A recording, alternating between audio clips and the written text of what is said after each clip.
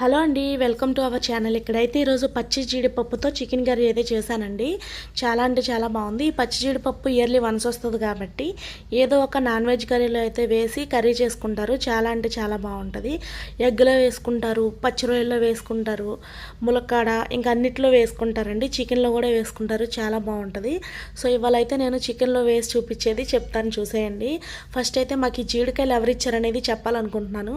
మేము అప్పుడే మా ఇంటి దగ్గర నుంచి, మా అమ్మల ఇంటి దగ్గర నుంచి వచ్చామన్నమాట. ఇంకా కారులో ఉన్న కాయలన్నీ దింపుతుంటే అప్పుడే అటు నుంచి వెళ్తున్నారని చెప్పి ఆపేసి ఒక 4 కాయలు అయితే ఇచ్చాము. మా చుట్టాలంట వాళ్ళు, అంటే మా ఇంటి పేరు గల వాళ్ళు అనమాట. మాకు తెలియదు, ఇక్కడికి వచ్చాకే తెలిసింది. సో అభిమానంతో మేము 4 కాయలు ఇచ్చామని మాకైతే ఇన్ని జీడికాయలు వెంటనే రిటర్న్ వచ్చి ఇచ్చారనమాట ఇవి. సో ఇవి చేయడం ఇవన్నీ రాపోయినా సరే తినాలనిపిస్తుంది కదా ఎవరికైనా. సో ఎలా చేయాలి ఏంటి అని మా వాళ్ళని అడిగి కనుక్కొని ఇంకా ప్రాసెస్ అయితే స్టార్ట్ చేశాను. చూడండి, ఫస్ట్ అక్కడ జీడి పిక్కల్ని సపరేట్ చేసేసుకోవాలండి. ఆ పచ్చగా ఉన్న జీడికాయలు అవి ఇప్పుడైతే పని చెయ్యవు. పండాక ఎల్లో కలర్ వస్తాయి చూసారా, అప్పుడైతే వాటిలో ఉప్పు కారం వేసుకొని తింటారండి. చాలా బాగుంటాయి. ఇప్పుడు అక్కడ పచ్చిగా ఇలా నేను సపరేట్ చేసేస్తున్నాను కదా పిక్కలు, వాటిని కట్ చేసి పప్పు అయితే తీసేసి కర్రీ అయితే చేసుకోవచ్చు అనమాట.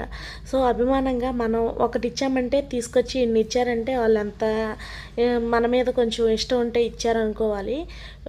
నేను అంతే, నాకు ఎవరన్నా కొంచెం ఒక చిన్న సాయం చేశారంటే వాళ్ళకి ఎంత దూరమైనా సాయం నేను వెళ్తానండి. నా మైండ్ సెట్ అంతా. నేను ఎవరన్నా నాకు అనుకోకుండా ఎప్పుడైనా హెల్ప్గా ఒక చిన్న స్మాల్ హెల్ప్ చేసినా సరే నేను వాళ్ళకి ఏదో ఒక విధంగా అలా రుణం తీర్చేసుకుంటాను, అప్పటికప్పుడే ఉంచుకోను. ఇలాగే వీళ్ళు మా చుట్టాలే కాబట్టి నేను ఒక 4 కాయలు ఇస్తే తీసుకొచ్చి నాకు ఇలాగ ఎన్ని కాయలు అయితే ఇచ్చారు. చూసారు కదా. ఇంకా అది ఇక్కడ ఎలా ప్రాసెస్తో ప్రతి ఒక్కటి పాయింట్ టు పాయింట్ చెప్పాలనుకుంటున్నాను. దాన్ని ఎలా క్లీన్ చేస్తారు ఏంటి అని చెప్పేసి. అదిగో దాన్ని పిక్కలు సపరేట్ చేశాక ఒక గిన్నెలో అయితే వాటర్ తీసుకుని పక్కన పెట్టుకోవాలి. ఒక చేతికి మనం కట్ చేసుకునే చేతికి నూనె అప్లై చేసేసుకోవాలి. ఎందుకంటే దానిలో నుండి వచ్చే ఆ రసం లిక్విడ్ మన చేతికి పట్టి పొక్కులు వచ్చేస్తాయి అన్నమాట. పొరలుగా ఊడిపోద్దండి చేతి మీద ఉన్నది. సో అందుకని చెప్పేసి నేను ఇంకో ఒక చేతికి అలా నూనె అప్లై చేసుకుని షార్ట్తో ఇంకో చేతితో తీసేసి అదే షార్ట్తో ఇంకో అలాగా పప్పు అయితే సపరేట్ చేస్తున్నాను. మనం పక్కనున్న హాట్ వాటర్లో వేసుకుంటే పొర అనేది ఈజీగా వస్తుంది, కానీ పప్పు టేస్ట్ అయితే పోతుంది. అందుకని చెప్పేసి పచ్చి నీళ్ళల్లో అంటే చల్ల నీళ్ళల్లోనే పచ్చిపప్పు వేసాను అనమాట. సో ఇంకా అలా వేసేసి ఒక దగ్గర కూర్చొని ఇది ఇలా సపరేట్ చేసుకుంటున్నానండి. ఇది ఇలా తీస్తుంటే కొంచెం నానబెట్టాను కాబట్టి ఈజీగా వస్తుంది, లేదంటే రాదు. నాకు తెలిసి కష్టమే అవుతుందేమో.